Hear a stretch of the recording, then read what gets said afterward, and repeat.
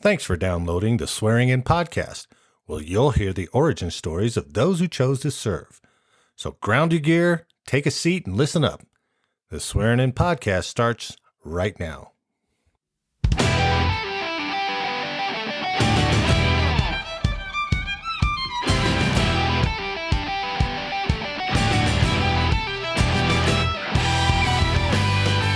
Hello, America, and welcome back to the Swearing In podcast. I am your host, Marty Smith. Today, Air Force Master Sergeant Ryan Eanes joins the show. He talks about growing up in an Army family but joining the Air Force instead.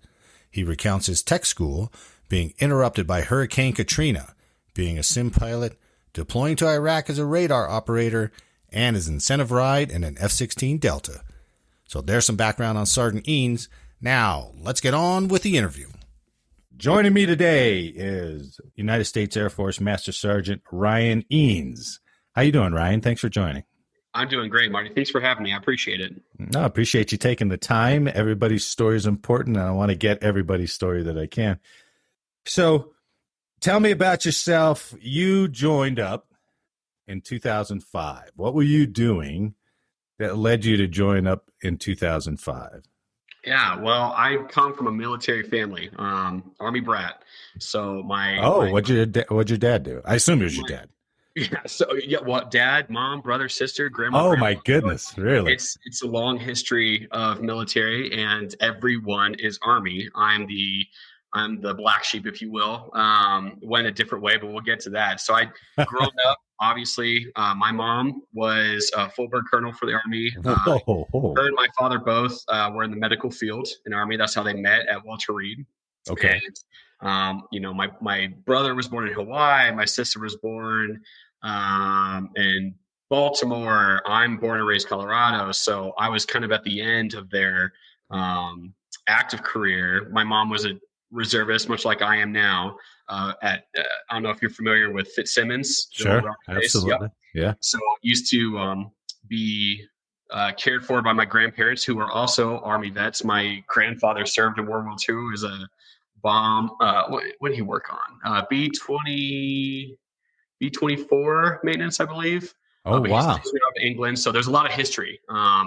So pretty much, no forcing me, but it was just my calling as a duty man to my country and to my family that I was going to serve. So as a kid, I was like, guns, guns, guns, planes, planes, planes, Marines, Marines, Army, shoot them up.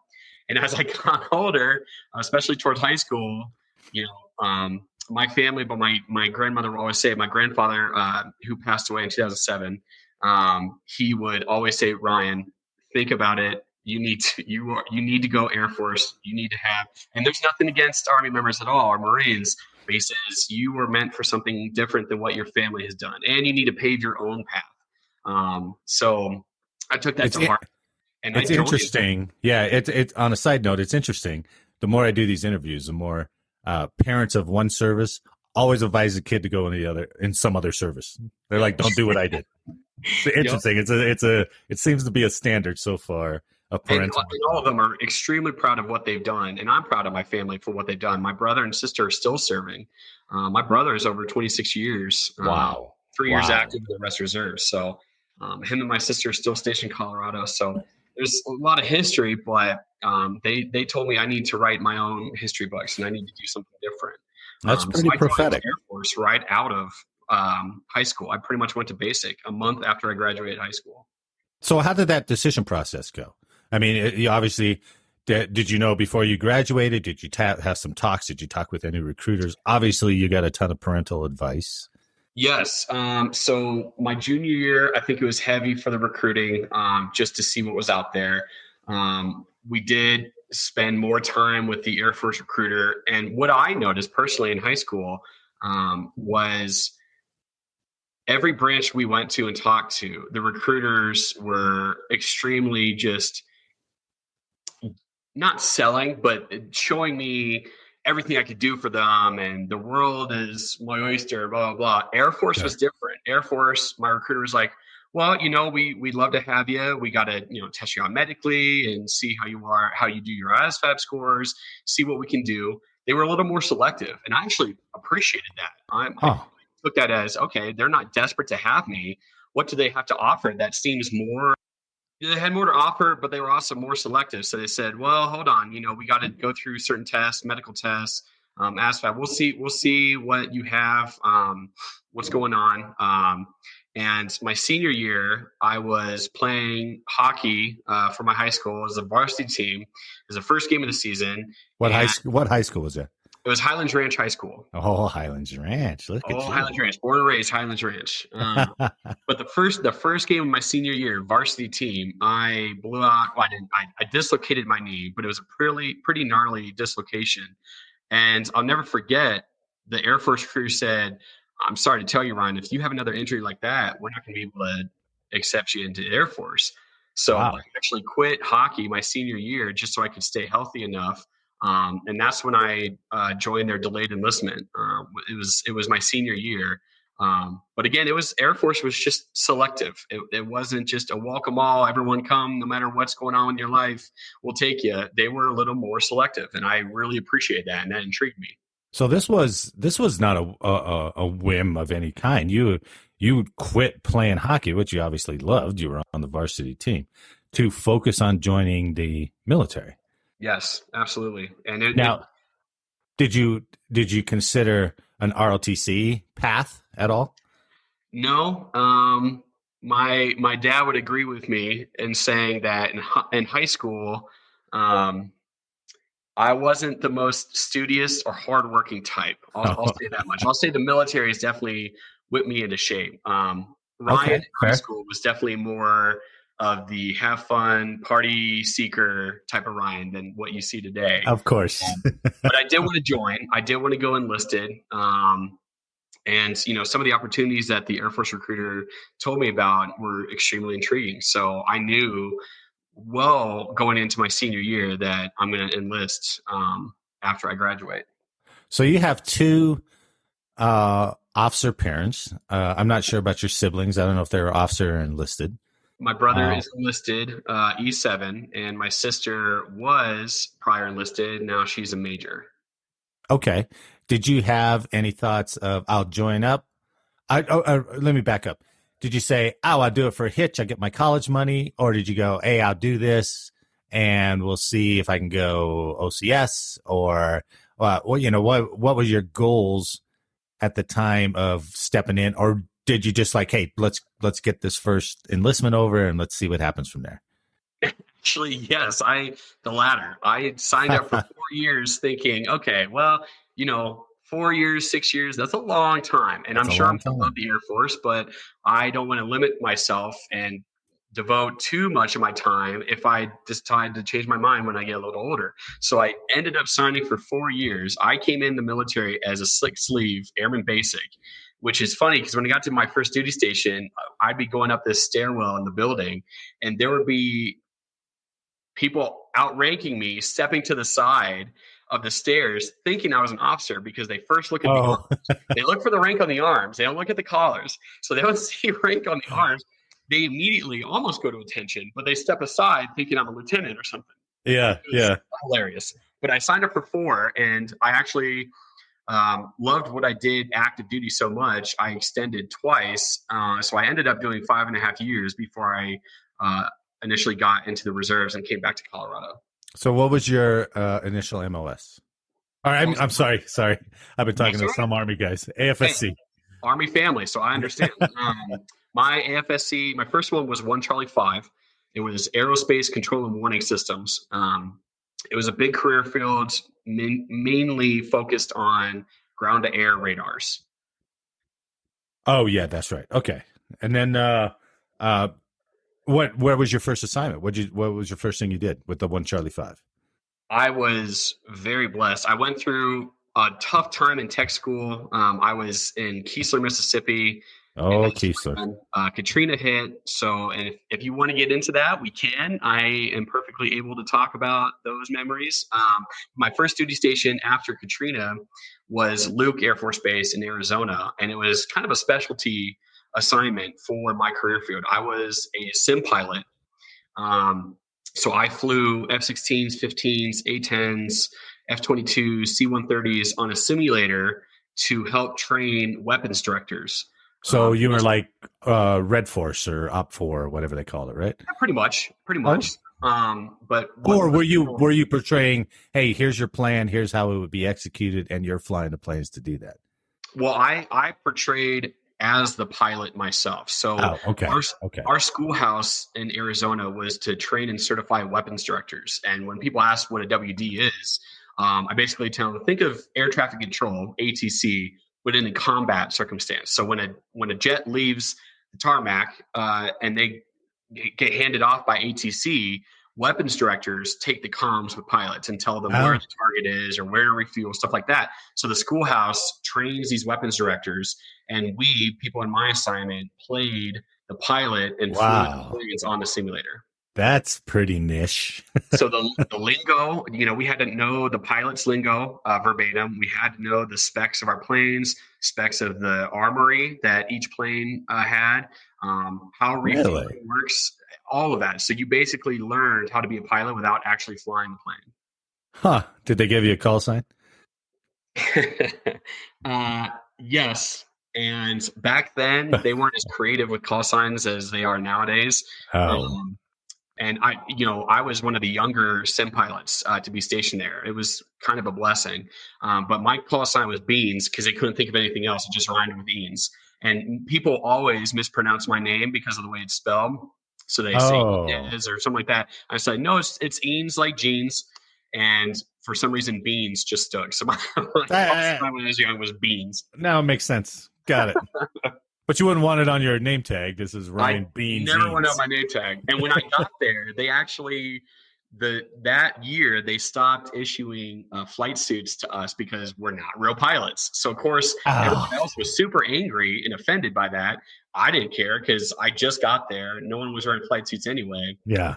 So we stopped doing the call sign patches because we couldn't wear flight suits. Yeah, sure. That's too bad.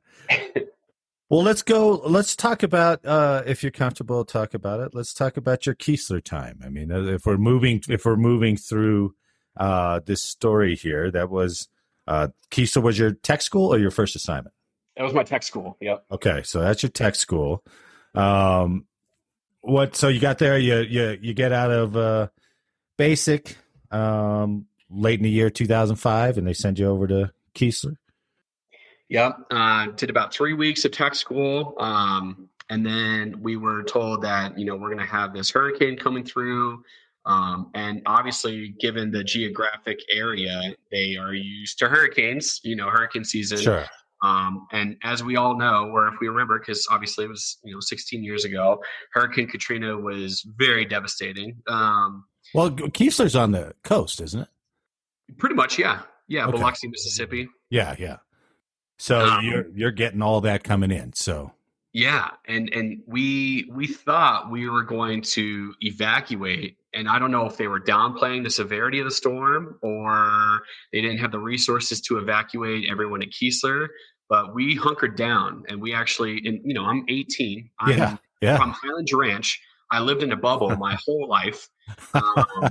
I get my first taste of the real world, and we're hunkered down in this abandoned schoolhouse, sandbagging the first floor. Whoa. No power. I mean, we're talking days. We're in these classrooms, no power. Toilets aren't working. All we have to eat are MREs, so we're all stopped up from of course all that sodium. And then when the storm passes, we get out of our buildings. Again, we think we're going to be evacuated. We're going to leave the base. They asked members to do humanitarian missions to help, the neighborhoods surrounding the Air Force Base. Okay. And what we thought was, basically go in to help move branches or help with rubble or, destruction of houses, help clean up. We were finding several bodies that were just laying there in the midst of the storm. I don't know how detailed you want me to go, but so that was a little different for an 18-year-old. Now that's I've seen that on part of the Army, and it was casualty or graves registration. They have graves registration teams, grade teams they call them. Did you know that was part of the mission for the when they said humanitarian mission? Did they specify this is what could possibly happen? Or did they just say, hey, these guys need some help moving rubble? And then, did they expectation manage you before you went out on those? No. Oh. Now, I don't know if that was planned. It was, like I said, it was an extremely devastating time. It was chaotic. I don't know, what our leadership was doing, planning, thinking. We were just told we're going to go help the community and Sure. clean up the streets and stuff. Well, they probably didn't know, to be honest with Yeah. you. They just needed bodies. You didn't know what you were in for. I mean, wow. One of the biggest things I remember was I was too young, obviously, but there was like a riverboat casino. It was docked. It was right on in the water, but on the beach. That thing was a half mile up the main road in the city. I mean, that hurricane, something you think could never move, it was upland half a mile.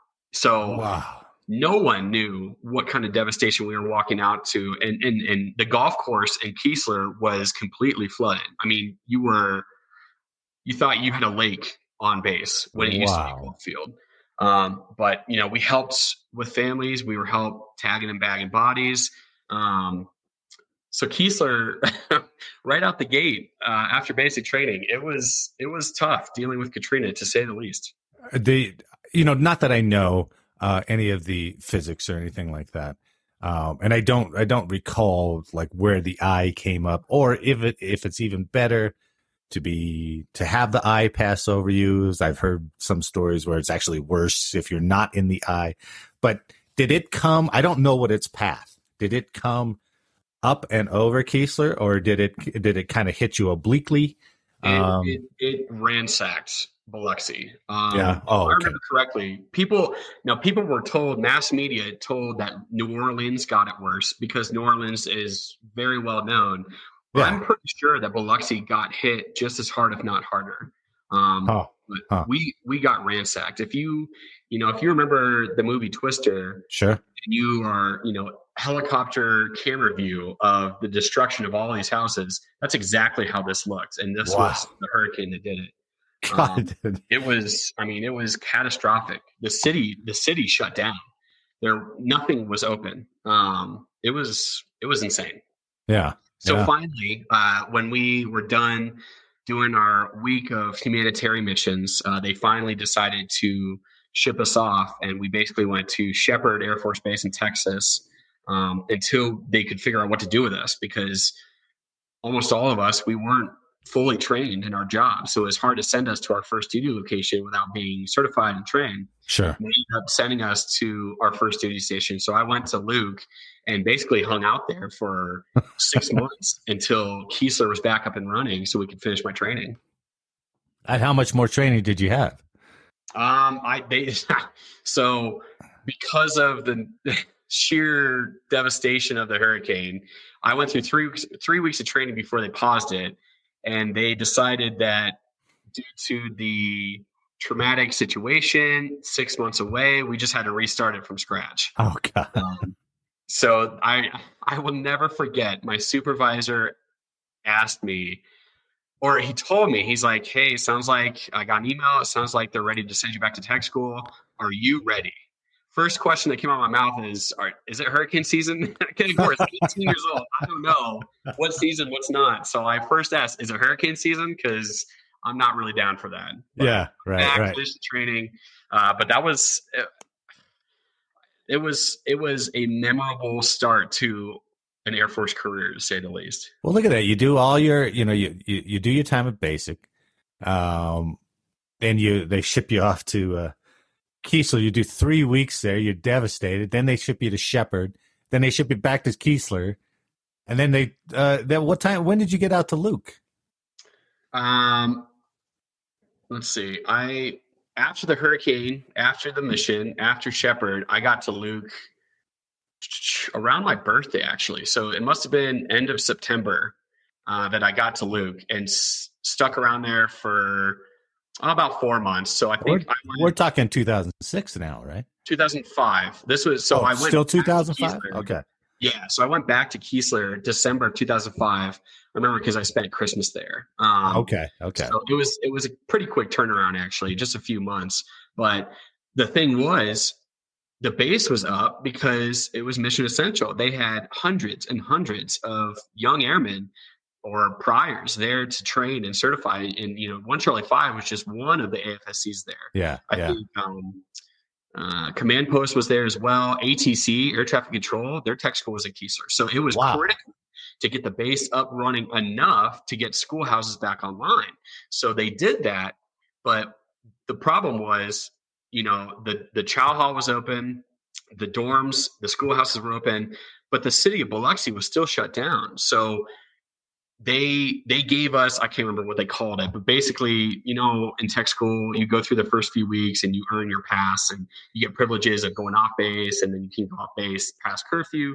They gave us whatever pass was the maximum right away because they felt bad for us, Oh obviously. yeah. But Yeah. there was nothing to do, and there was one restaurant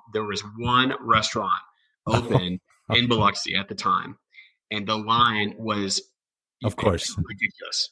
But there was nothing else to do. So people literally just stood in line to socialize and then maybe go eat. It was tough. So I spent luckily 1 Charlie 5 is not a big tech school. You learn most of your stuff OJT. So Okay. it was a 5-week course. So I was back by February at Luke. But man, I see. I could not wait to get out of Keesler. Yeah. No, I don't blame you. Okay, so we get out of that. Holy cow, that's a lot to see. That's a hell of a That's the first 6 months of my career. And I signed up for 4 to begin with. So wow. And you got to be like, oh my goodness, what is going on? Yeah. Tell me about Luke Air Force Base, Arizona. Hot. Hot. Well, you just came from Keesler. I swear. Human. Okay. Because you said that, I'm going to say a phrase that I swear if someone says to me, I in my mind, I want to knock them silly. But if I had a nickel for every time someone said, but at least it's a dry heat. Oh my gosh. Let me tell you about that dry heat. Well, yes. So coming from Keesler, and that I was at Keesler July, August. That was miserable. That was extremely hot, extremely humid. We would be black flagged daily. So we barely did PT because it was so bad. But Sure. yes, going to Arizona, I think August and early September is we used to call it the 3 weeks of the 110s. So we'd have days on end that the temperature would be above 110 degrees. Oh. But my gosh, was it hot there.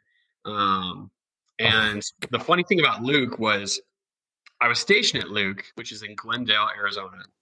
But where we actually worked was at a guard unit in Papago, which is an hour away from Glendale. So we had to drive from base to and from every day, an hour Every day? I-10 traffic. Oh God. So, and we use commercial like GOV type vans. So you would pray that the AC would work. And if the AC didn't work, but you're on your way to work, there's not much you can do. So windows are down with I-10 traffic. That's my worst memory of Arizona is I-10 traffic with 105 degree weather and your AC just crapped out. It was the worst. What did you call that National Guard base that you had to go do your job? So it was the 107th ACS Air Control Squadron, but it was out at Papago Park. Papago. It's about an hour away from Luke Air Force Base. Oh, so no billeting or anything out there. No. And once again, I told you when I got to my job to be a sim pilot, they just got rid of flight suits because sim pilots aren't real pilots and blah, blah, blah. When I got to Luke, graduated from tech school in Keesler and got to Luke, they were letting the airmen, first-term airmen, live off base and got BAH, BAS because of our duty station. Apparently, there were so many situations with airmen of them not controlling or budgeting their money correctly, and they would be in trouble a lot. They took away the privilege to live off base for us, for airmen. So they put everyone in the dorms. And again, when I got to Luke, I was in the dorm. That rule had already been established, so I didn't know any better. It was fun, and we were right by the flight line, so F-16s all the time. Well, that sounds neat, unless you're trying to get some sleep, I suppose. They kept pretty good hours Okay.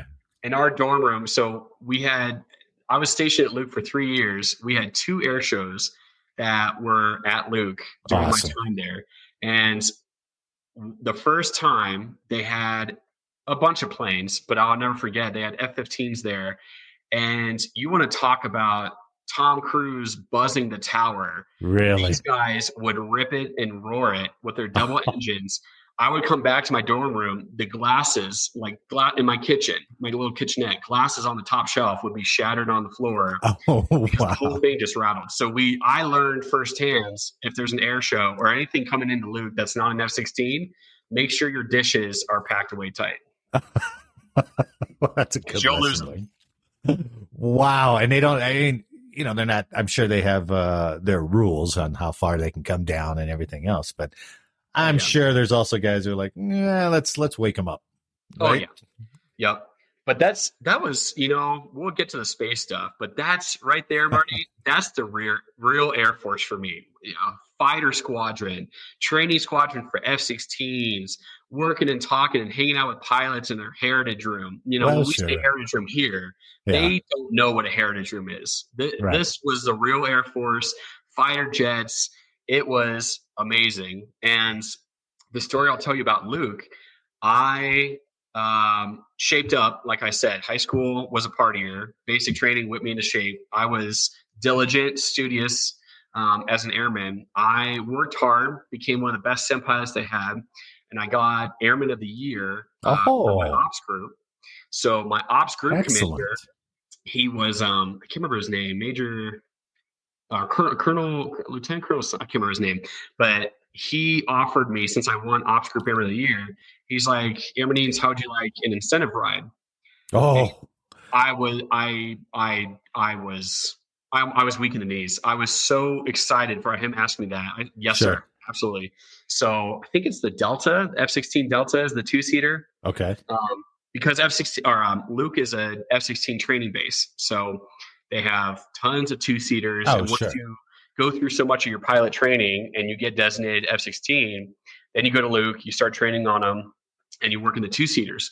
So I got to go up on one of their F-16s with a young captain. The dude let me, because he knew I was a sim pilot with my specialty job. So we took off, and the F-16, it's a lawn dart, so you're a little nervous, and we went through a lot of training too. So to do an incentive ride, I had to go through survival training, not like SEER training, but a 3-day survival training course just in case we get ejected into the middle of the desert, and these cool VR training things where you're hanging in this parachute and you're looking through a VR helmet and you're trying to guide your parachute to where the wreckage is, so the smoke and they'll see it. So obviously being 19, 18 years old, I was 19 at the time, you're scared poopless because single engine jets, if that engine goes out, you don't have another one. So, but we got up there, got in the airspace. He's like, all right, you're the sim pilot, take over. He let me fly the F-16 for about 50 minutes once we got in the Tucson airspace. And I was just so nervous to touch something I wasn't supposed to, or do a maneuver that I was supposed to. But I'm doing turns, I'm doing barrel rolls, and as long as I maintain a certain altitude, he's not touching. And I'm telling you, he is not touching the stick at all. It was amazing, but I kept it pretty basic because I was nervous. He's like, how you feeling? And when I was going through training, they always told me, it's like, your first time up, you're going to puke. There is no ifs, ands, or buts. Your body is not used to being in a fighter jet. You're not used to pulling G's. And if anyone's listening to this podcast and doesn't know what a G is, you're basically putting the weight of your body on yourself. So pulling 5 G's is 5 times my weight. So the pilot asked me, he's like, you get sick yet? I'm like, no, sir. I'm cocky, 19, 20-year-old. We'll change that. So this dude, I love telling the story. It's my favorite story in the Air Force. Okay. He's like, all right, we'll change that. So he goes straight into this.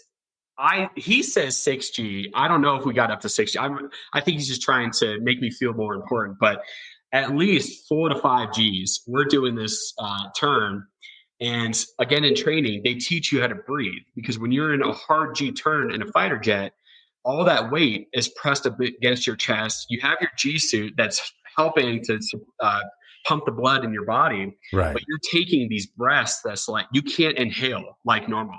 So it's forcing your lungs to, Oh, I you know think what I'm I've heard saying? that. You Yeah. can't Yeah. talk. You are Huh. you are literally forcing your body to take in a fraction of a second of air just to Oh, get oxygen going. And obviously, as a seasoned pilot, they do that all the time. They're used to it. This is my first and only time in a fighter jet, so I'm sitting back there just going sure. trying to breathe. He finally pulls out of the turn. He's like, "How you feeling?" I'm like, "Oh, I'm out of breath."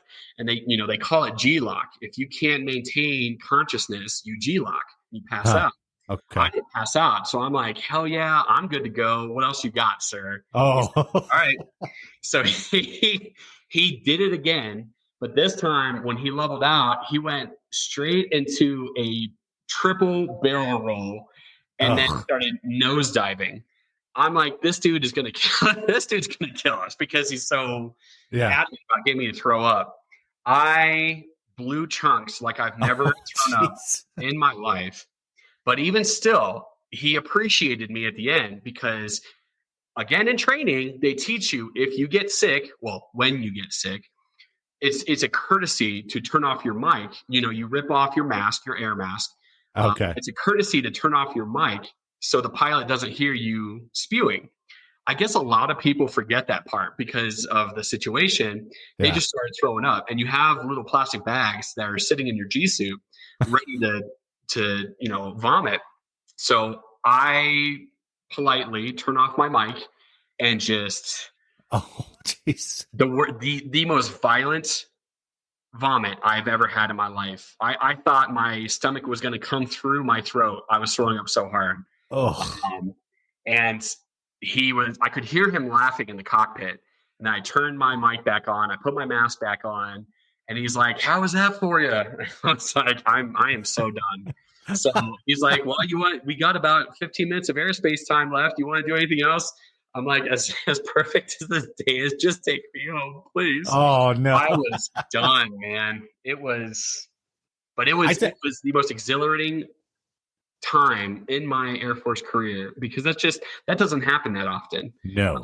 To get incentive rides, and that was back when fuel was a little more Right. um, Right. liberal with their fuel. So they stopped doing incentive rides because they were using so much fuel and they wanted to start saving in the Air Force. But man, oh man, that F-16 ride was absolutely the highlight of my time at Luke.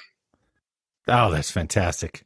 It would seem to me that okay, I could probably remember the mic thing, but then I can just see myself unable to get that oxygen mask off and just blah. It's so obviously they train because of experience they've had. So obviously they have people throw up in masks, they have people throw up in the Yeah. seat, they have people throwing up in the air. So they train you how to rip off your mask, how to grab your bag, how to turn off your mic, Okay. like all this stuff. But people in the moment they forget a lot of this stuff. Of course. Yeah. They just do whatever. The whole time I was trying to enjoy it, but I was remembering my training. I'm like, okay, I'm good. an A1C. I have to. I don't want to piss this pilot off. I want to be as perfect as I can. So if I get sick, blah blah blah blah blah. And the second I got a little cocky in my answers to him about maintaining my composure, he did everything in his power to make me sick, and he succeeded. When did you get out of Luke? I left Luke in 2008 because they decided to contract sim pilots out. Oh, is that when they started doing Yeah, that? so which is funny because of how some of us, what we make in contractors, like, really, you hire contractors? But I think it was more, GS6, GS7 level type private contractors. So they contracted sim pilot out. And then I went to Hill Air Force Base in Utah to do my actual job as a radar operator. And I spent almost 3 years at Hill. What do they have out there? The phase array or? Yep. The TPS 75 phase array radar. You got it. Wow, you don't talk to a lot of. I mean, that's a dying job, I think, right? It's still. It is. And if do you remember Gallard or Gallard? Oh, no, I don't. If he's Okay, that recent, no. so Gallard is a foreign national. He's an Australian, and he did his tour here. He left recently from Two Swiss, but how we became good buddies was in Australia. I didn't know this, but they have the same radars that we do. And I saw a post, or he shared a memory on Facebook, and he was showing the Tipsy 75 radar.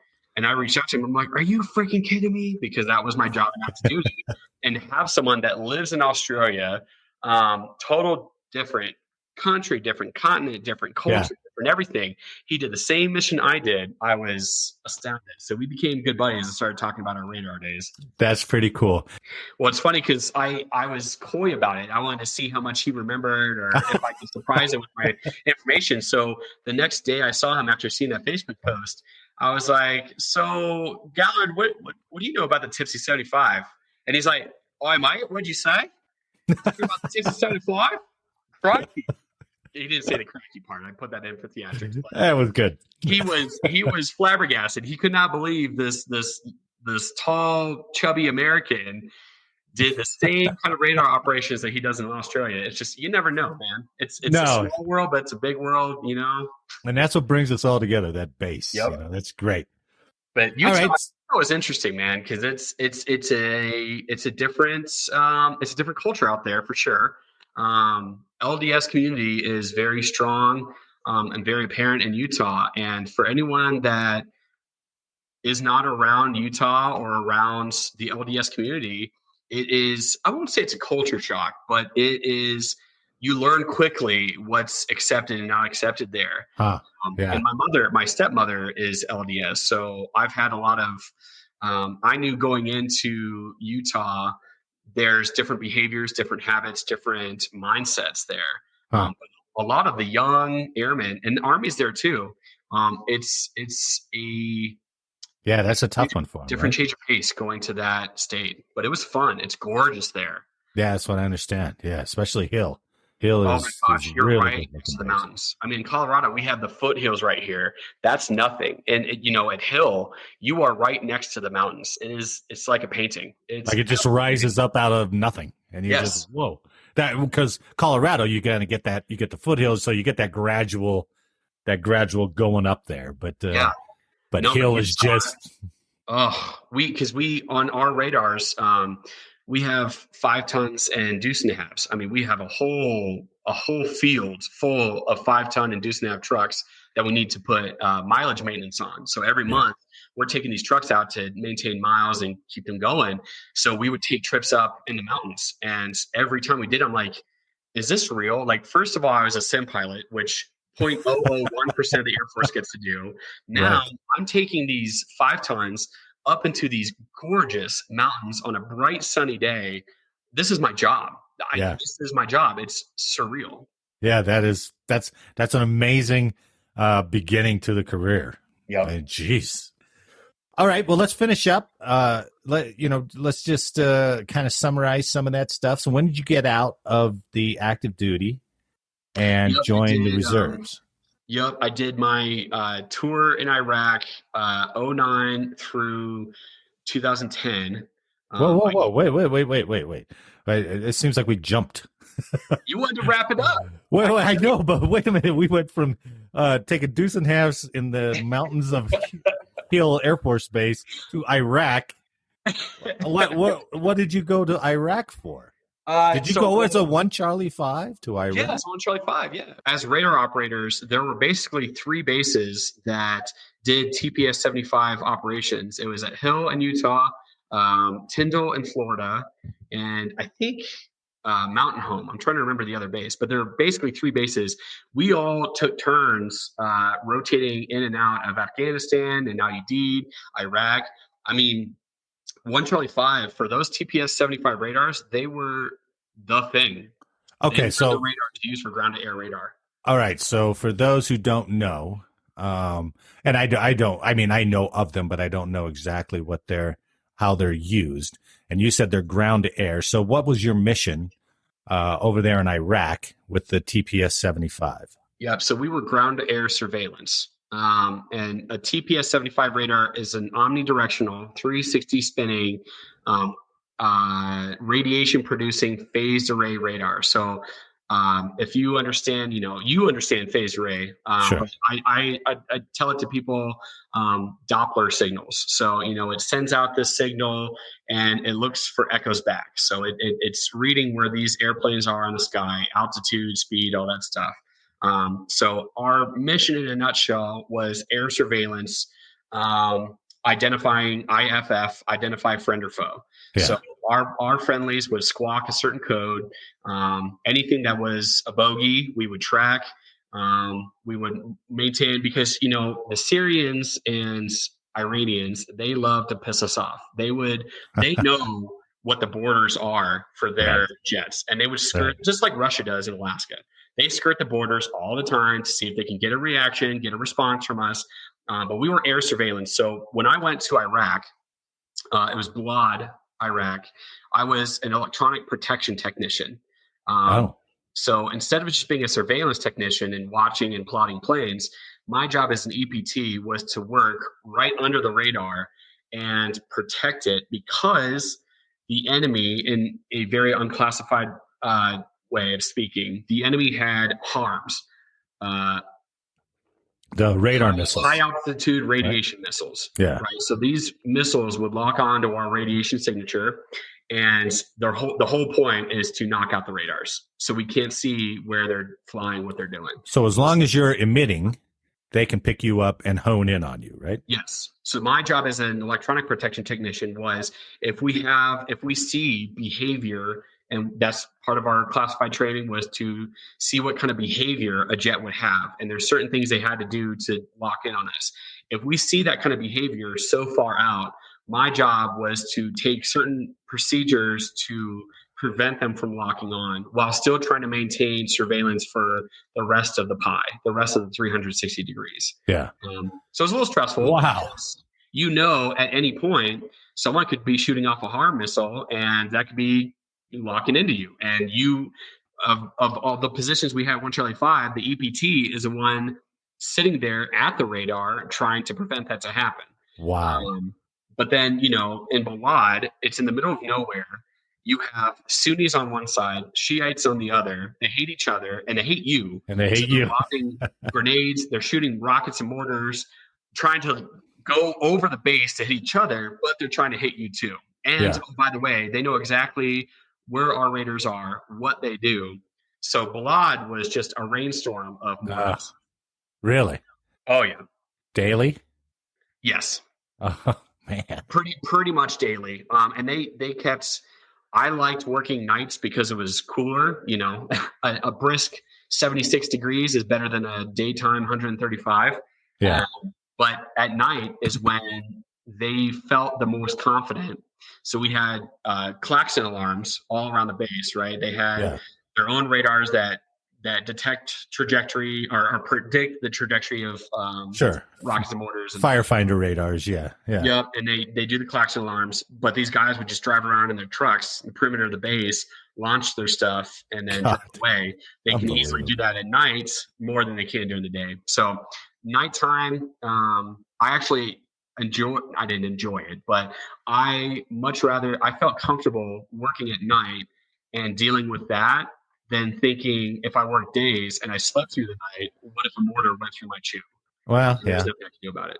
Yeah. So I like to be mobile and protected at night working. But Balad was an interesting 6 months, to say the least. And that was, again, it's wherever I go, I'm the first person to experience a change. So to me, it's standard. To everyone else, well, this sucks. It didn't have to used to be this way. They used to do 4-month deployments in the Air Force. When I got to Hill and I was training for my first deployment, they just switched to 6 months. So again, lucky you. I didn't know any different. So 6 months to me was like, okay, well, 6 months. Everyone else was complaining about it, but it was an interesting 6 months, to say the least. Wow. So, okay, so you get back. You're still active duty at this point, right? Still active duty. Get back, promote to staff sergeant, and then I leave active duty December of 2010, and that's when I came home to Colorado to go to school and join the reserves. Okay. Wow. That's a hell of an active duty. stretch. My goodness. Yeah, only 2 duty stations, but man, oh man, there's plenty of stories to go into that 5.5 years. Real quick, when you came in, you said you've had 3 career fields, right? Yep. So you were 1 Charlie 5 all the way until you got out of active duty. Yes, and I waited too long to do I always forget the difference between chase and front, Palace chase, Palace front. I don't remember that either. Whatever the one was, you basically end your active duty career, and the next day you are in the reserve. I think that's front. That's front. Yeah. So I was Palace. I was going to do Palace front, but I waited too long to talk to an in-service recruiter because I wanted to come back. I looked at my options for Colorado. There were no 1 Charlie 5, but I saw there was 1 Charlie 6. So not even knowing it was space, I'm like, oh, well, I like command and control. I'm good at it. What's 1 Charlie 6? And they told me a space ops. But the good news was they could Palace front me. The bad news is there was such a backlog for tech school slots for space operations for 1 Charlie 6. I would have to have a break in service. So the recruiter told me, you can do Palace front still, go to Colorado. You can either be SecFo for Peterson, or you could do 3MO, which is services at Buckley. And I was going to school at Metro. I knew I was going to be in Denver. Wow. So I thought, well, shoot, give me Buckley. If you're just going to do it for a period of time anyway. Yeah. So I was a 3MO. I was services. I was the NCIC of lodging for 310 Force Squadron. So the Rocky Mountain Lodge, that's Buckley, I helped stand that up. Whoa, no kidding. I was there at the right time. We were just building it. So I helped stand that up. I was there for 3 years. And then finally, it's funny because a lot of the 1 Charlie 6's 8 Swiss, a lot of the members would come to our building to get like their lunch packs or whatever for drill weekend. Sure. And I would just bore them, like I'm boring you right now with talking. I would just bore them with my stories and how I was a 1 Charlie 5, how I'd love to be 1 Charlie 6. I was like, please, if you guys ever have openings, please let me know so I can join. And finally, they said, hey, we got a slot open. And that was 2014. So I knew 3MO was just going to be a stepping point. I was good at it. Right. I was NCOIC right away, but I knew it was a stepping stone. So did that for 3 years. And then I joined 1 Charlie 6 in 2014. And I've been there ever since. They didn't try to send you to some school for 3MO, did they? I did. I went to Virginia. Oh, jeez. Oh, my God. Fort Lee. It wasn't an Air Force base. It was Fort Lee in Virginia. Yeah, that's Army base, right? Yep. And it was weird because anyone could go on the base. They could only go to certain places like the conference. Oh, yeah. I remember those times. They let anyone on that base. Yeah, yeah. But no, I went to Fort Lee for 3MO training. Another experience on the list. Well, and I have family in Virginia. My dad's family's from Virginia. So, and I've seen them maybe 2 or 3 times in my life. So it was kind of nice to be out there and head up to Richmond and see them. But man, oh man, Fort Lee was an adventure and services, the whole time I was there, I was like, I know I'm not going to do this for my whole career, but this is just, it's an interesting job. I don't know. It was interesting. And Fort Lee, it wasn't as hot and muggy as Keesler was, but man, summertime in Virginia. It's not a dry heat, that's for sure. No. Yep. Master Sergeant Ryan Eanes, it's been a real pleasure. Thanks for sharing your story today. Thank you, sir. I appreciate it. Thank you very much. Take care, Ryan. You too. I'd like to thank Sergeant Eanes for joining us today and sharing his story. I hope you enjoyed the episode. And make sure to download the next as I sit down for some R-rated story time with a couple old Air Force retirees. So until next time, on your feet, dismiss!